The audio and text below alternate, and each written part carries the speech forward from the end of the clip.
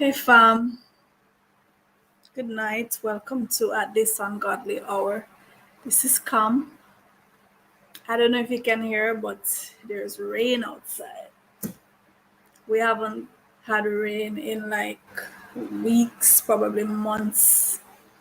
It has been so hot. Oh my god. My plants must be so happy to finally get some rain. So I'm glad tonight it's raining outside. I'm really happy, especially for my plants. Um, this heat, boy, I don't know where it's coming from, but happy to get some rain to cool us down. So I want to share a passage from my book, How to Be a Badass Mother. I was scrolling through the book and I came upon another passage that I want to share with you. And this time it's a conversation that I had with a fellow writer, friend of mine, um, good while ago, a couple years ago actually. And we were talking about how, regardless of what the present situation is, um, these are our children's childhood. These are the days and the years that they are going to look back at or look back on and refer to as the good old days. As weird as it sounds, as weird as it sounds, because if you remember when you were growing up, so I grew up mostly in the 1980s. When I was growing up, I was a very nostalgic child, always thinking back. Um, the past meant so much to me. So you can imagine if I in the 80s, so the past was like not very far away. But I love the 70s and I still love just the whole vibe of the 70s, the music, just the groove, the dress, the afro, everything, or most things about the 70s. I just really loved.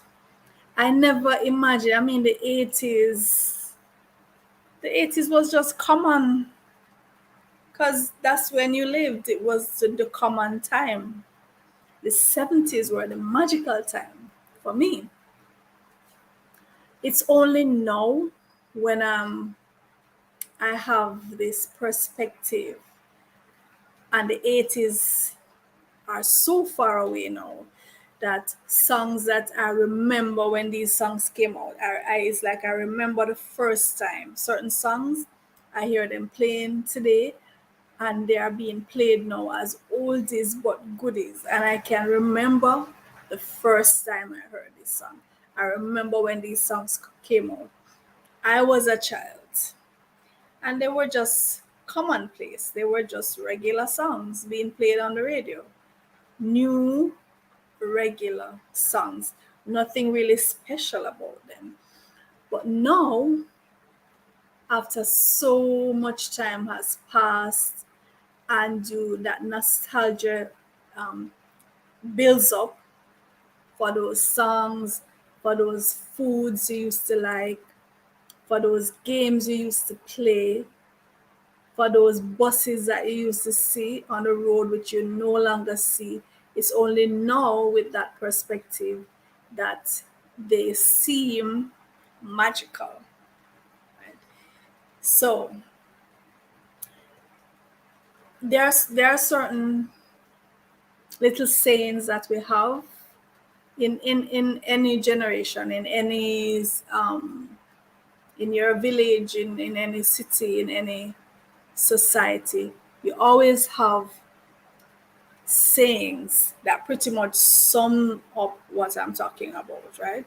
So, for example, where we'd always say the most common one, I think, the grass always looks greener on the other side. Your neighbor's grass always looks greener and fluffier and softer and more inviting for you to go and lie down on it, right? You stay over your yard and you're looking at your neighbor's grass, it looks greener. Um, Forbidden fruit tastes sweetest. Most teachers will tell you, most form teachers will tell you, my class is the worst set. Think about how your teacher used to talk about your class. And all of us can relate to this because every teacher said it about his class or her class. Yours is the worst set of students ever to have been placed together in one classroom. So these are tendencies that we have as humans, right? To we get the notion that our thing is the worst. The thing over there, over yonder, is better. I don't know why we evolved to feel this way. What's the evolutionary advantage? I don't know. Maybe it's that thing that makes us, that propels us, encourages us to do better, to aim for whatever else and not just settle for what is. Maybe that's it, right? Distance absolutely does lend enchantment to the view. So I'm going to share that passage and then we'll continue our discussion. So this is from my book, How to Be a Badass Mother. All right, so let me see. So this passage is entitled Their Good Old Days, and I'm referring to today's children. Right, today's children. Their good old days. I was speaking to fellow author Charlene Elson Gustard recently, and she was describing her son's reaction to what we generally refer to as the good old days. Her son at this time was a teenager, maybe 13, 14 at the time.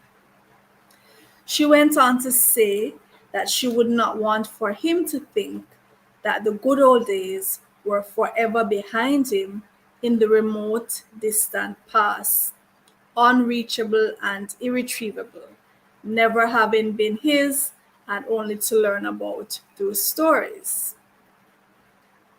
It made me think, and I do agree. Yes, there is much positive about these new days in spite of the issues. Every age has its issues. Every age looks greener in retrospect. These will indeed become the good old days for our children. So we should not be condescending towards them and pretend that we basked in sun-drenched fields of daisies, or that they don't have any daisies growing at their feet. No. I have always been nostalgic. Always. And if I could go back now to any childhood days, I would, for a number of reasons. To change some things, to intercept some things, to activate some things, to soak up the goodness of some things before they fade. We took so much for granted. Yes, let us allow our children to appreciate these days now as their own glory days. There is much to celebrate and to savor. It's a tendency we have as adults, and if you remember the adults when you were growing up, how they reacted. It's a tendency we have to curse the present generation and to say how easy they have it, how spoiled they are, and how much we suffered. And it's always, we say it almost vindictively, as if we want them to suffer the way we claim to have suffered. Right? But it's unfair and it's untrue for us to say that there's nothing about this generation and there's nothing about this time, this moment in time, that is positive. That is just not true. So as I said, my friend and I were talking about her son, and she was saying her son would not exchange these days for any other days. These are his glory days. He is benefiting in his mind from all of the advances in technology, for example, that he's able to use. And when we tell these youngsters about how hard we had it and the things that we used to do, some of it is just so alien to them. It is just so completely out of reach to them. It's like this, they look at you so puzzled. It's like they're saying, you really lived in a time when there was no internet. You really lived in a time when the phone was connected to the wall. How did you survive? How did you make it out alive? You lived in a time when you couldn't have access to information right at your fingertip. You actually had to leave your house and take a bus and go to the library and sit there for hours searching through different books until you found what you were looking for, and then you had to write it out or photocopy it and take it back home. When I tell my kids or my students about video cassette recorders, for example, and so you were watching the show and you had to, if you wanted to go back to a scene, so you had to press rewind and you had to wait till it go back and you had to stop it every time to check, because there was just no way of knowing unless you were timing it. There was no way of knowing where you were in on the reel, and you'd be there rewinding and forwarding and rewinding and forwarding until you get to the thing. Similar with the audio cassettes. I'm somebody who spends so much time and so much of my lunch money buying audio cassettes because I was just so obsessed with music, especially 70s music. That's where all of my lunch money went. And you would have these cassettes, you'd have to put them in. If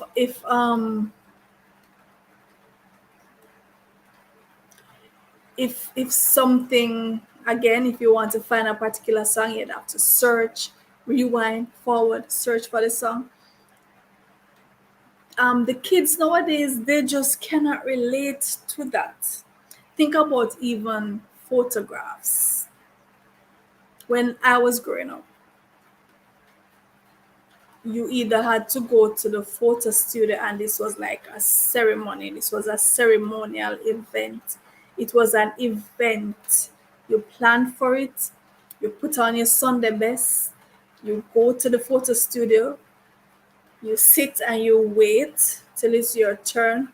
The photographer takes your pic, and if it was photo bomb, if your eyes close when the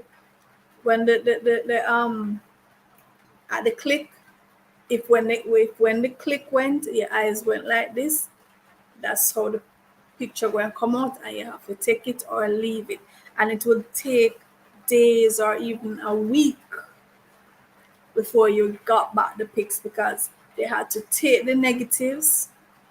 These were not digital, right? These were on a reel with negatives, and they had to remove the negatives, put it in a dark room, wait for it to develop, and then within a week you'd get that back. Either you do that, or there was a roving photographer who would go from village to village, and the family would make an appointment for him to come, or you know that he comes on a Sunday and you get yourself ready, and everybody would stand and you take your family portrait or your portrait by yourself, and then he would have to take that to the photo studio and wait for a week, and then you get it back. And anyhow it come out, that's how you had to take it or leave it. Look at now, instantly you can take dozens of pics and you go and pick the one, select the ones that appeal to you, select the ones that show you in the best light. You can use filters, you can do so much, and instantly you have as many photos as you want, and you can download, you can share, you can do so many things. So when you're telling a youngster about your good old days, he or she just looking at you funny like, really? Really? And when you think about it, you can see that it doesn't make sense to them, right? It's just that it's just a it's a thing with natural progression. The further you are away from the thing, the more appealing it tends to look, right? So those who grew up in the 80s, those were your good old days. When you were in the 80s experiencing them, they were just common, plain common days. When the 90s passed, the 20s, the thousands, the teens, like now in the 20s, so that would have been 30 years ago, 40 years ago. Now it's setting in that enchantment. That enchantment is setting in over it, and it seems like it was so magical, it was so surreal, but when you were going through it, it just seemed common. So the kids who are going through this now, this generation of kids, these devices are commonplace to them because they were born into it. This is their time. They're of the technological age. It's not as fascinating to them. Well, some things fascinate them, yes, but it's not as fascinating. That they can't really have that perspective because they didn't experience anything else. To them, it's just the norm. It's just the norm. And then there's a thing where each generation you come to take pride in things that you share with your generation, which you think other generations weren't privy to, right? So, for example, you will see memes about, this is a common one I see, we were the last generation of kids who were able to play outside. We were the last generation of kids who had any kind of independence to think for themselves and to go do certain things on their own and build that independence and build that self-reliance and that street smart. The 80s kids or 90s kids are touted as the last generation of really street smart, streetwise kids, because they were set up. You could go out into the community, you would play with your friends, but while you're playing with your friends, you are exposed to some amount of danger. You didn't have to wear the helmets and the padding, and you didn't have your helicopter parents hovering about. Your parents were either inside preparing meals or getting work done, or they were elsewhere. A lot of kids who grew up in the 80s and 90s, they were latchkey kids. And by latchkey kids, I mean they, after school was over, they went home to an empty house. They were the only ones there. They had the key, open up, go home. Some of them had to prepare meals for themselves. There was no babysitter a lot of times. So they developed that independence and that ability to protect themselves. They were street smart, street wise. A lot of kids today, they are not street smart. They might be book smart. Good night, Jacob. They might be book smart, right? But not necessarily street smart, because everything is prepared for them, everything is arranged, everything they have to check back with mommy and daddy constantly, so they don't develop that independence of thinking and decision making and trusting their instincts and being able to make that call on the spot. A lot of kids don't have that ability, right? So Jacob is saying he appreciates his parents. The good old days, he had a record player, and it's actually quite novel. It has a kind of charm. You're saying you have it now? Because I remember I used to use my lunch money to buy records, the stylistics, the shy lights. That's where my lunch money went. I would walk across Kingston and Halfway Tree and Constant Spring Road searching for all the record stores, and I would buy these records and the audio cassettes of the stylistics, the Temptations, the Shy Lights, the Delphonics. Those were my guys, right? And so yeah, I that's what I did. And even that, how many kids today would be would even think that they can do that? Your parents would not allow you to do that. I would not allow my kids to do certain things that I did when I was growing, because there was danger in it, right? So it's not necessarily a bad thing that parents are helicopter parents. It's not necessarily a bad thing, but it's just that it has a certain effect on the way kids are raised and the kind of independence that they have, right?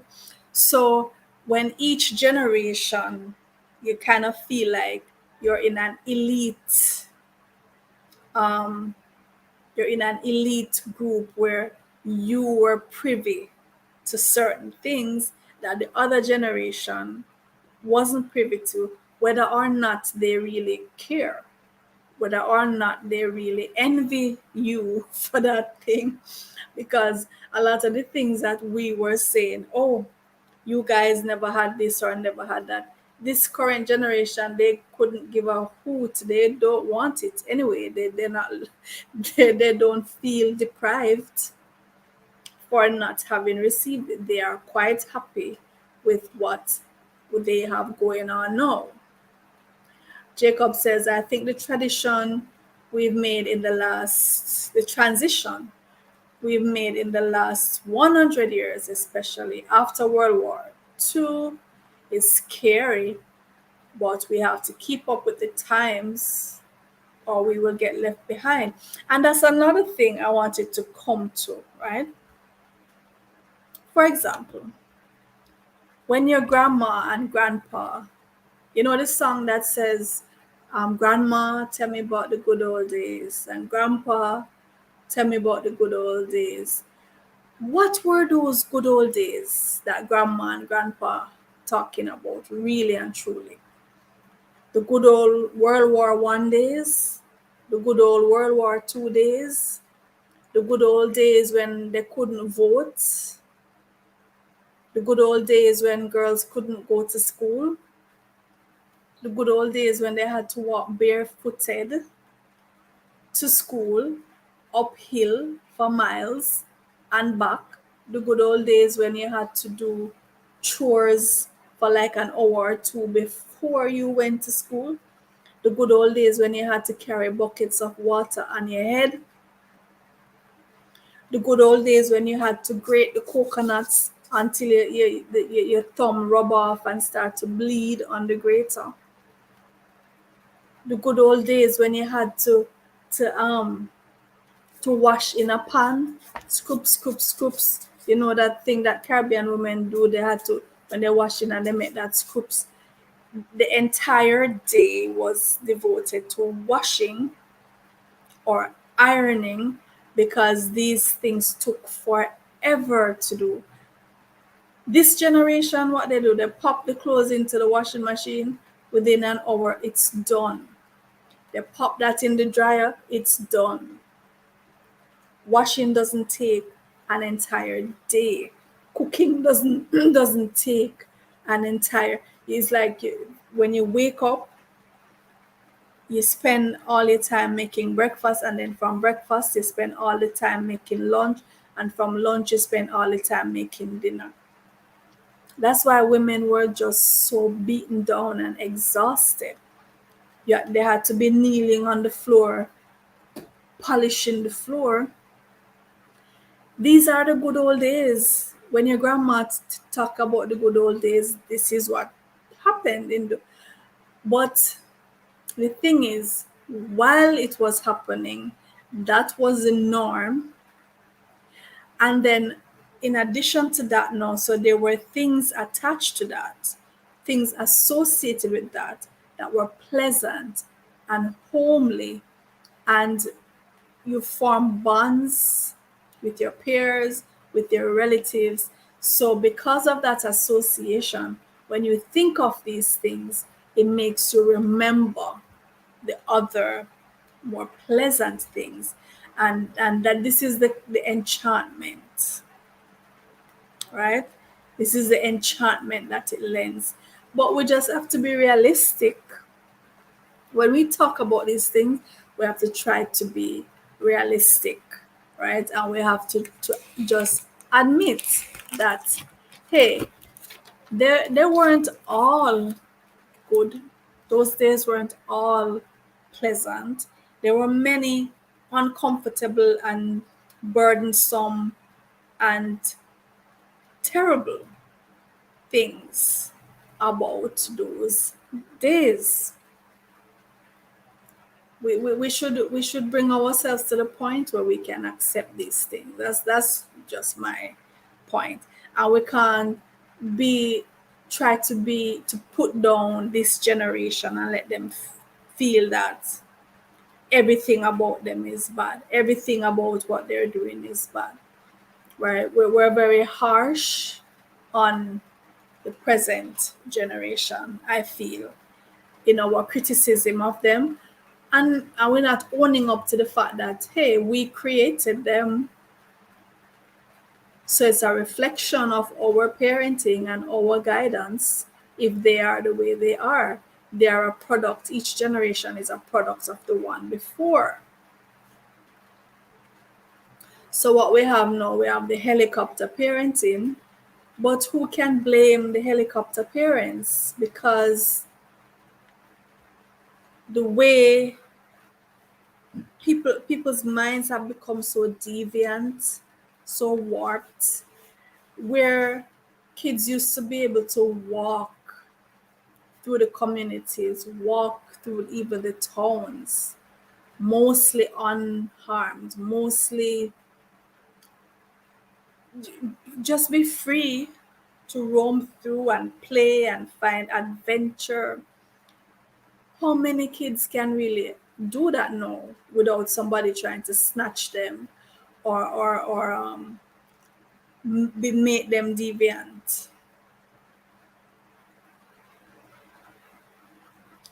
How many, so you can't blame the parents for that, right? Yeah, you can't blame the parents for wanting to hover. The fact of the matter is, a lot of things that were allowed, they endangered the lives of children, and a lot of children actually died because of that, right? The swings were 10 feet off the ground, the slides were 10 feet off the ground.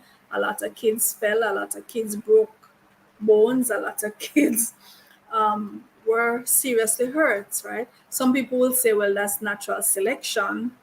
It's a way of weeding out the weak ones, which they have a point. But can you blame a parent for wanting to protect their child the best way they know how? Right. So Jacob says, I think there was a positive to it also. But then, as you are saying, there is a book I read by Angela Davis, Woman, Race, and Class Before Slavery. So, yeah, if we're saying, if we're talking about the good old days, you want to go back to the good old days and whatever, you have to be honest and admit that there were some atrocities.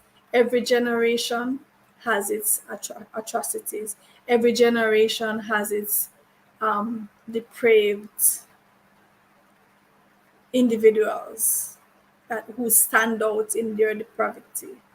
Every generation has its quirks and its positives and its negative. We can't pretend that it's all rosy and and enchanted and everything was just better. It wasn't. So these kids living today, they are going to be looking back at these days as their good old days. And maybe they're going to be like us and pretend that the negatives weren't there. It just seemed like it's a human tendency to do that, right? To just want to pick. It's something similar to we have another human tendency where no matter how bad the person is, no matter how the terrible things that the person did in life, as soon as they die, we just paint this halo over them, and all of a sudden they're on their way to heaven, and all of a sudden we can't speak badly of them, and they have gone up to, they have ascended to be with God, whatever idea you have of God. But once they die, I remember seeing a meme, and to me it was so funny. So some actor or musician or something had died. I don't remember who it was. But it was, I think it was it Michael Jackson? Prince, right? Prince.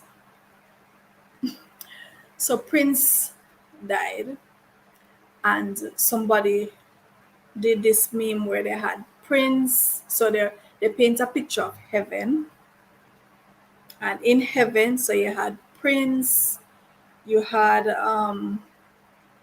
you had Richard Pryor, you had a whole ton load of celebrities who had already passed on in heaven, right? And I remember saying to myself, if Richard Pryor is in heaven, I know I'm going. Now, mark you, Richard Pryor, I don't want you to get me wrong. Richard Pryor, I love him as a comedian. He's a real talented comedian, in my opinion. I just have to look at Richard Pryor and I'm belly over with laughs. So he just is similar to Eddie Griffin in that for me, right? But the man did some real shady things, in terms of his treatment of women and his use of drugs and so on, and his cursing, and he did not live an exemplary life, right? As much as I love him as a comedian, he was not an exemplary man, certainly not in his heyday. I'm saying if Richard Pryor gets in, I know my space is safe. and the others who were there as well, Prince and whoever else was there. These they had their they were very talented, a lot of them, but they had their little things about them. But as soon as people die, we automatically, it's like you erase all the bad that they have done. It's you mustn't mention it, you're forbidden to mention it, you're forbidden to remember it, right? Oh yes, I love Eddie Griffin. And Richard Pryor was the mentor of Eddie Griffin, right? And to me, the two of them, they are so similar. They are so similar in body type and looks, and the two of those guys, I just need to glimpse them, and I just find them so funny. But we can't have this. I don't even know if we can help it, to be honest. It's just human nature, as Michael Jackson would say. It's human nature. Tell them that it's human nature, right? All right, I'm just reading the comments.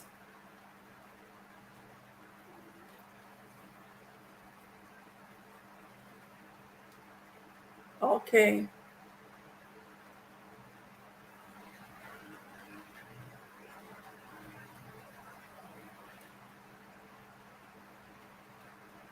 okay. Yes. So right. So I'm talking about this we have some tendencies as humans. Distance lends enchantment to the view. Once we have passed that thing and some time has elapsed, we tend to ignore the negative and we just paint this beautiful gloss over it. And once the person has gone on from this life, it's like it doesn't matter what how they live. They have to be really villainous, like a Hitler or a Mussolini or somebody. They have to be really like a megalomaniac on that scale for the negativity to stick to them. Most persons, no matter how the crimes they commit, how terrible they were, as soon as they kick the bucket, we put a bucket over their wrongdoings, right? It's just how we are.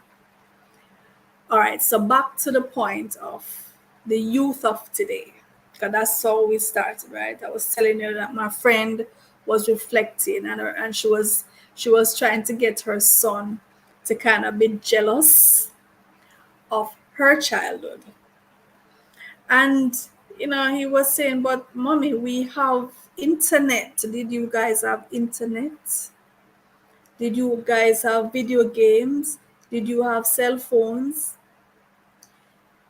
Do you know how many devices one little cell phone replaces? Do you know how many of the archaic devices that we used in the 70s and 80s and 90s, early 90s? You know how many of those devices one cell phone replaces? And remember, almost every child today has access to a cell phone.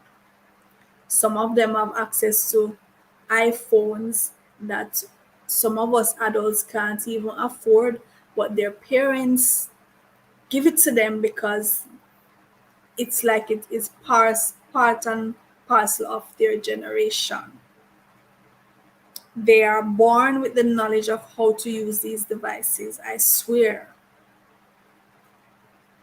this is their time, right? So the average 3, 4, 5 year old has access to more information than the kings and queens and emperors and empresses who lived in the 19th and 20th century and prior. They have access to more information at their fingertips than the heads of governments in ages past. The cell phone, first and foremost, it is a phone which you don't have to have hooked up to the wall with a long cord. And then when you get to the limits of that cord, you can't go any further. You have to stay there and talk to the person. You don't have to put in any coins and dial up, right? Bam, type in the number, bam. You stay in Jamaica and you talk to somebody in China in real time. Or you link up the call and you in Jamaica and them in China, somebody in Alaska and the other person in Timbuktu, and all of you talking in real time. And that's just the phone part of it. That's just the phone part of it. So you have the camera, it replaces the camera, and this camera is a digital camera that you can use filters on, that you can get the picture how you want it and make and take countless numbers in an instant and have access to it and download it and send it here and there.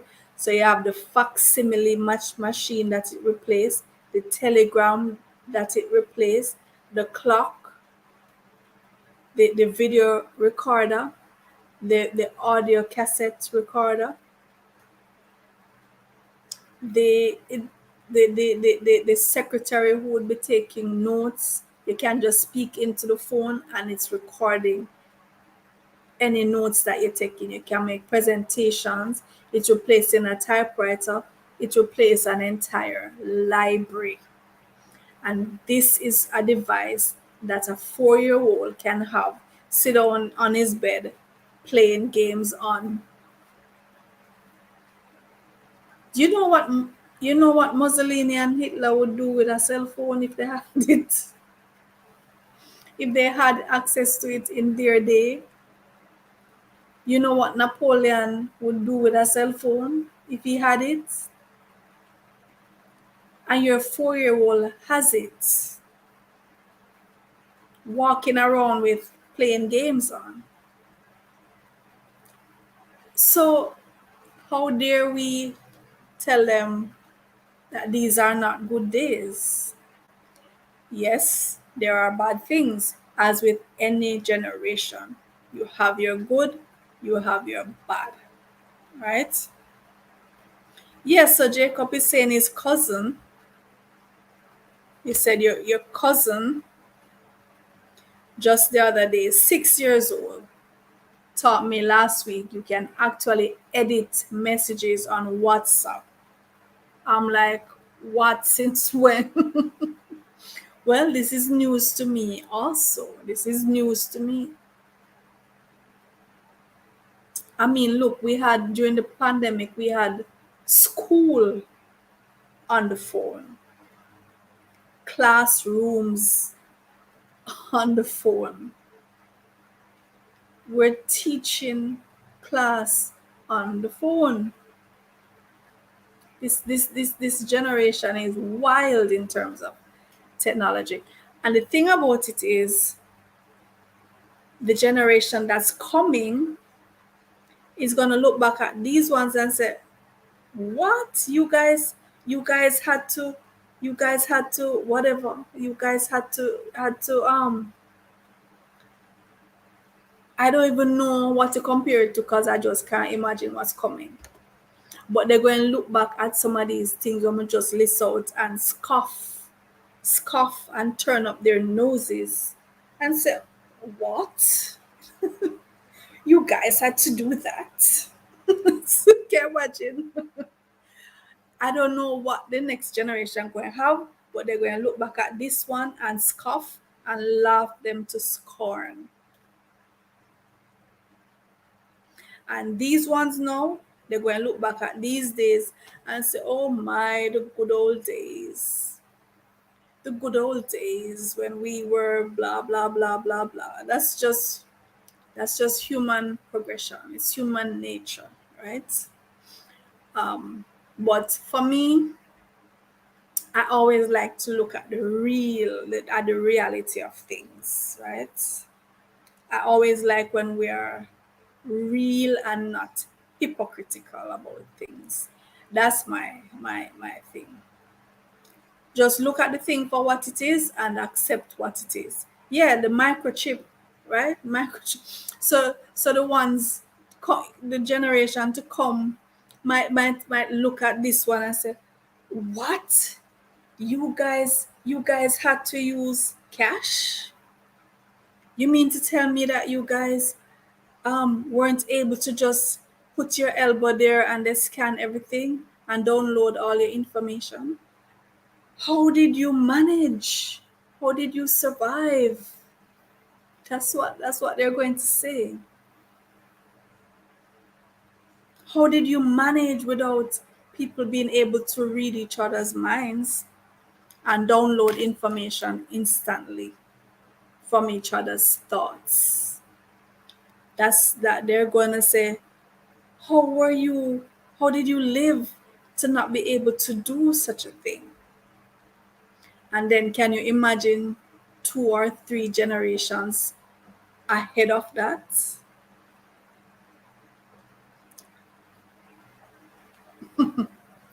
It's something to think about. Yeah, it's definitely something to think about. There is a show you should watch if you haven't. It's called 100. It's a good show to watch to understand where society is moving. It's moving to a concept. What's that? Haga? Hag- oh, Hegel. Hegel called the end of history. The end of history.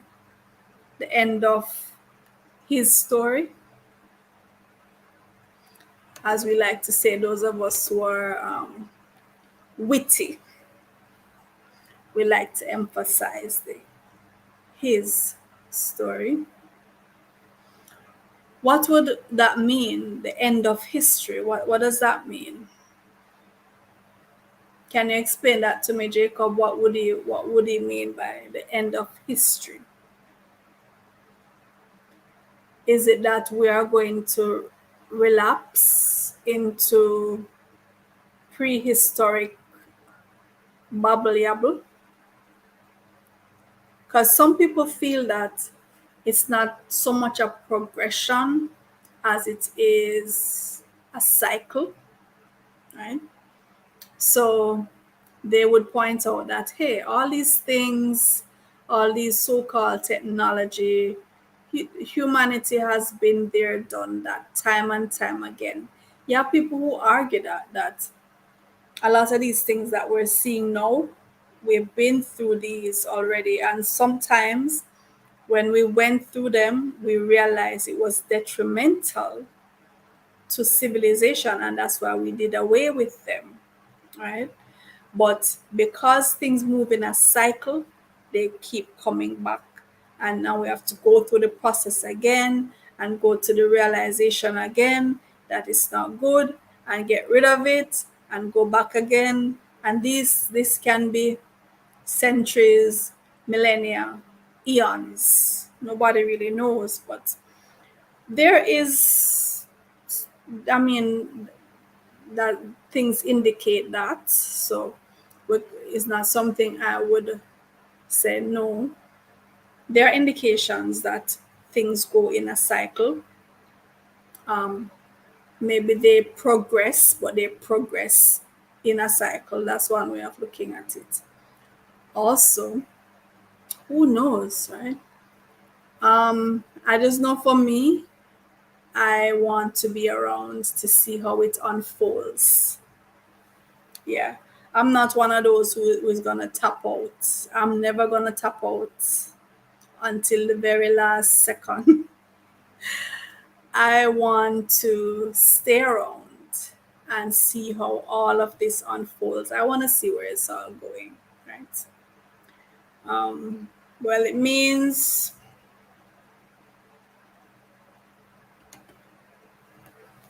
It means where there is no more strife, no more discrimination, whether race, class, gender, etc., where no more progress can be made, the end of history.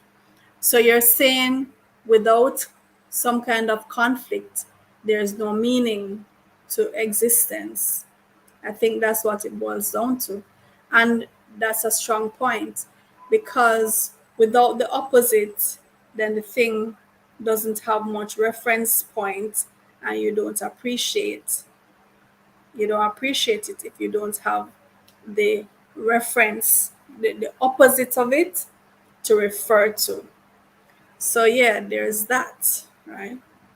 The transgender fight, etc., LGBTQ fights, etc., are part of this end of history paradigm. Well, historians have observed that, as I said, there's a cyclic nature to history. And historians have observed that whenever you see such societies in the reeling from this kind of deviance, this deviation from the norm, and there's this overwhelming chaos and confusion about things that are normally understood, it is indicative of collapse of a system. That's how historians put it, right? So, for example, before the collapse of Rome and Greece, you had this chaotic period where, and this fluency. It wasn't a hard and fast thing where everybody knew what this was, and there was a definite meaning of the thing, and it was understood and it was agreed upon. You had a chaos where everything was fluid and people were deviant, and it indicated the collapse of these societies. So there are historians who put forth that idea. So what it would mean is that this chaos that we seem to be going through right now, where the things don't mean what they used to mean, it's left to each person's interpretation. We have a kind of anarchy going. It's just madness. It's a hot mess. It could be indicative of the collapse of this civilization. Who knows, right? Yes, a lot of philosophers and historians feel that this is what history tells us, that when civilizations were on the verge of collapse, these are the kinds of things that we saw happening.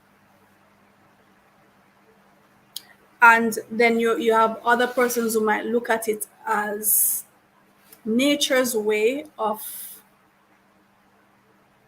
eradicating those that are not viable, right? So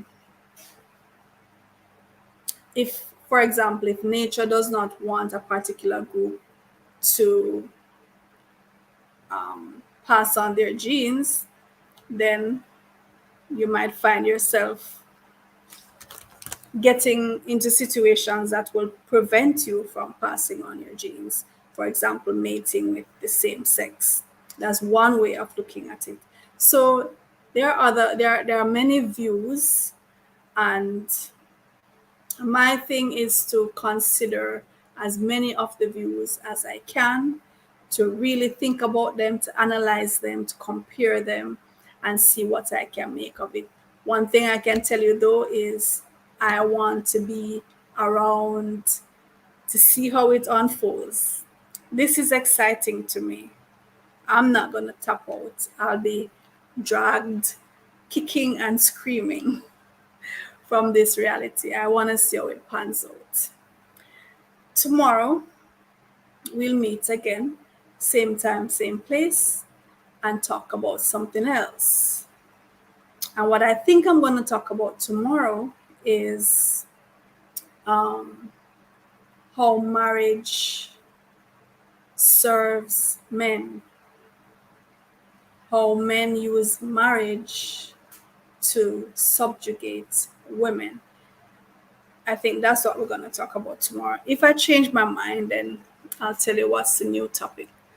Until then, thank you for your company.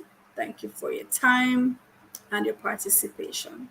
And I'll see you tomorrow, same time, same place.